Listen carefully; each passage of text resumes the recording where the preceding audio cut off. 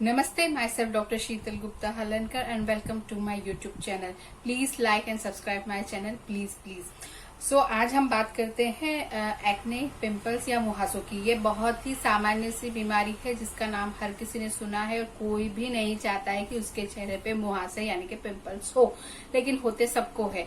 और ऐसा कोई भी इंसान नहीं है कि जिसे कभी भी एक पिंपल ना आया और वो बोले कि मुझे पिंपल बिल्कुल नहीं आते हैं और मुझे इसका इलाज नहीं कराना है। हर कोई अच्छा दिखना चाहता है और उसको नहीं चाहिए कि चेहरे पे कोई भी दाग धब्बे पिंपल्स हो।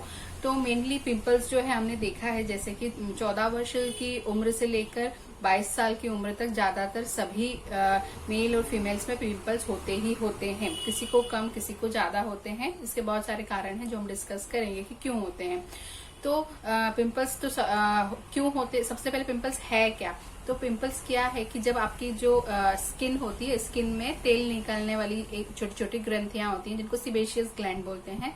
वो सीबेशियस ग्लैंड्स जो रहती है थोड़ी थोड़ी अमाउंट में थोड़ा थोड़ा ऑयल सिक्रेट करती रहती है ताकि स्किन जो है वो सॉफ्ट और सपल रहे। अगर स्किन पे ऑयल सिक्रेशन बंद हो जाएगा तो त्वचा बहुत रूखी हो जाएगी और बहुत ड्राई होने की वजह से खुजली वगैरह इससे इची स्किन हो जाएगी। तो थोड़ी मात्रा में ऑयल निकलना बहुत जरूरी होता है स्किन की सॉफ्टनेस के लिए। लेकिन जब यही ऑयल सिक्रेट करने वाली ग्रंथियां जो है गंदगी, धूल, मिट्टी और बैक्टीरिया की वजह से ब्लॉक हो जाती है, क्लॉग हो जाती है और उनमें जब बैक्टीरिया का इन्फेक्शन हो जाता है तो उनमें पस भर जाता है और वही सब पिंपल्स होते हैं। तो मेनली जो है पिंपल्स किसके कारण होते हैं, ओवर एक्टिव सीबेशियस ग्लैंड के कारण। अब ये ओवर एक्टिव सीबेशियस ग्लैंड क्यों हो जाती है। पहले तो बचपन में हमने देखा होगा कि जो 8-9 साल के बच्चे रहते हैं उनकी स्किन पे ऐसा कोई ऑयलीनेस नहीं दिखती है, कोई ऐसी चिकट स्किन नहीं दिखेगी। लेकिन जैसे जैसे 12, 13, 14 साल की उम्र तक बच्चे आते हैं तो उनकी स्किन बहुत ऑयली और पिंपल वाली होने लगती है। तो उसका मुख्य कारण है कि जब बच्चे प्यूबर्टी की तरफ जाते हैं, चाहे मेल हो या फीमेल हो, जब वो युवा अवस्था के लिए की तरफ ट्रांजिशन होता है उस पीरियड को प्यूबर्टी बोलते हैं।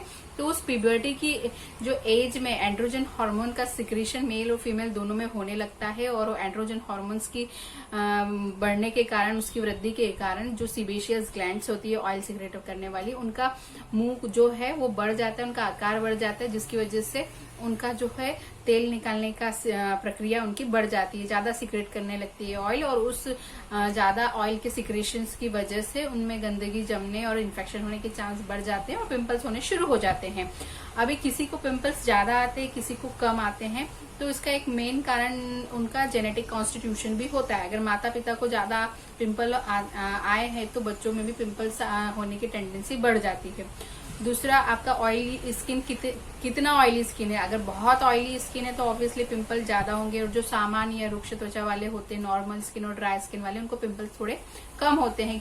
हार्मोन्स का डिस्टर्बेंस उसमें भी होता है तो उनको पिंपल तो होते हैं लेकिन उतने ज्यादा नहीं होते हैं तो ऑयली स्किन वालों के कंपैरिजन में। तीसरा, फीमेल्स में अगर पीरियड आने लगते हैं तो पीरियड आने के पहले हार्मोन्स चेंजेस होते हैं तो उसके पहले पिंपल्स ज्यादा निकलते हैं जब उनकी डेट आने वाली रहती है। फिर अगर शादीशुदा है और अगर निरोधक गोलियां खा रहे हैं, बाद कंट्रोल पील्स, तो उसकी साइड इफेक्ट की वजह से भी पिंपल्स ज्यादा निकलते हैं। तो कॉन्स्टिपेशन की वजह से भी पिंपल्स होते हैं। कॉन्स्टिपेशन रहेगा फ्रिक्वेंट और पेट साफ नहीं होगा तो शरीर में गंदगी बढ़ेगी, पित्त बढ़ेगा और उसकी वजह से जो है पिंपल्स निकलते हैं। ये सामान्य पिंपल के कारण है। अब पिंपल कितने प्रकार के होते हैं हम वो देखते हैं।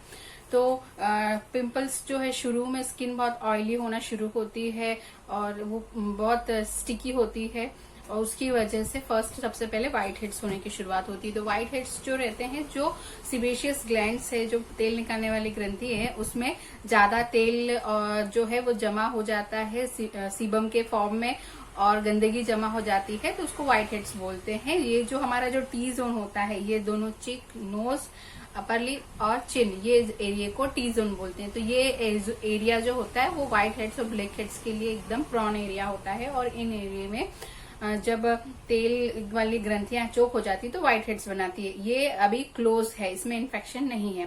देन फिर ब्लैक हेड्स की बात करते हैं। ब्लैक हेड्स जो रहता है वो जब इन पोर्स में गंदगी इकट्ठी ज्यादा हो जाती है और इनमें थोड़ा बैक्टीरियल इन्फेक्शन हो जाता है तो उसकी वजह से वो जो गंदगी वो काली दिखने लगती है। कई बार एटमॉस्फेयर में एयर के एक्सपोजर की वजह से, ऑक्सीडेशन होने की वजह से भी वो गंदगी जो है काली दिखने लगती है, तो उसको ब्लैक हेड्स बोलते हैं।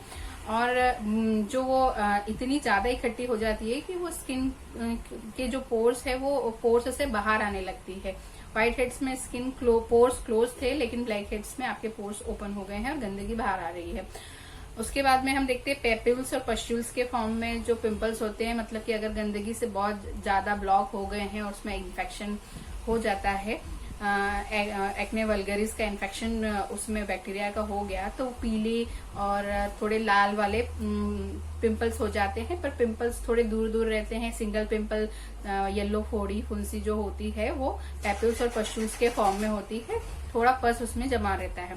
देन आते हैं सीवियर बैक्टीरियल इन्फेक्शन वाले पिंपल्स, सिस्टिक पिंपल्स में, जिसमें कि पिंपल्स जो छोटे छोटे पिंपल्स आपस में पास होने की वजह से गुच्छे की तरह दिखने लगते हैं, गठानों की तरह हो जाते हैं, कड़क हो जाते हैं, सिस्ट की तरह दिखने लगते हैं, वो सीवियर फॉर्म ऑफ इन्फेक्शन है, जिन्हें कि सिस्टिक एक्ने कहा जाता है। तो ये मेन इसके प्रकार है। आयुर्वेद में देखा जाए तो इसे शालमली का जो पेड़ होता है उसके कंटक से इसकी तुलना की गई है और बताया गया है कि शालमली पेड़ के जो कंटक होते हैं उसके समान चेहरे पे जो रचना निकलती है वो एक्ने है, और इसका मेन कारण पित्त दुष्टि है, यानी कि आपके पित्त की वृद्धि की वजह से चेहरे पे पिंपल्स निकलते हैं और इन्हें शूद्र रोग बोला गया है।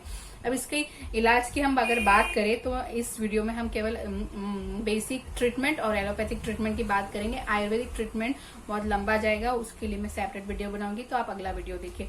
तो ऑयली स्किन के लिए सबसे पहले जो है ऑयल कम करने के लिए चेहरे को फ्रीक्वेंट वॉश करें। बेंजोइल पेरोक्साइड जो कंटेंट वाला सोप यूज करें या सैलिसिलिक एसिड वाला फेस वॉश यूज करें। सैलिसिलिक एसिड मुझे पर्सनली बहुत पसंद आया है और उससे मैंने बहुत अच्छा रिजल्ट मुझे मिला अपने पेशेंट्स में। तो आप इन दोनों कोई भी कंटेंट वाला सोप या फेस वॉश यूज करें और चेहरे का ऑयलीनेस थोड़ा कम करें। चेहरा जो है एक नॉर्मल टेंडेंसी हो जाती है कि बार बार चेहरा धोए, तो उससे आपका ऑयल कम हो जाएगा और चेहरा साफ रहने की वजह से पिंपल्स कम होंगे। ये ठीक है कि बार बार आपका चेहरा अगर आप धोएंगे तो पिंपल्स कम होंगे, लेकिन अगर आप बार बार हार्श केमिकल्स वाले सोप से या ये जो मैंने बताया इनसे भी अगर आप बार बार चेहरा धोते हैं हर 2-3 घंटे में, तो स्किन बहुत ज्यादा ड्राई हो जाएगी और इससे सिबेशियस ग्लैंड्स को एक सिग्नल जाएगा कि स्किन ड्राई हो रही है, तो वो और ज्यादा एक्टिव होकर और ज्यादा ऑयल बनाने लगेगी। इसलिए प्लेन वाटर से फेस वॉश करें। सोप या फेस वॉश 2 ही बार दिन में लगाएं, या बाहर से जब आते हैं तब यूज करें। बाकी टाइम आप वेट टिश्यूज या पानी से चेहरा धोए, ज्यादा स्किन को भी धो के ड्राई ना होने दें।